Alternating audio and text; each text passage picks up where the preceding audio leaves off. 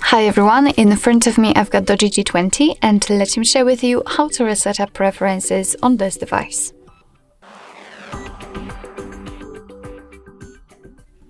So first of all we have to enter the settings and then let's tap on apps.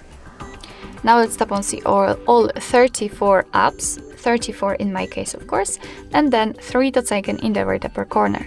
Now let's enter reset up preferences, and here your device will inform you what it will actually reset. So it will reset disabled apps and notifications, default applications for actions, background data restrictions, and basically any permission restrictions.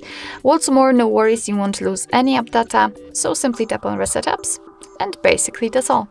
This is how to reset up preferences in your DOOGEE T20.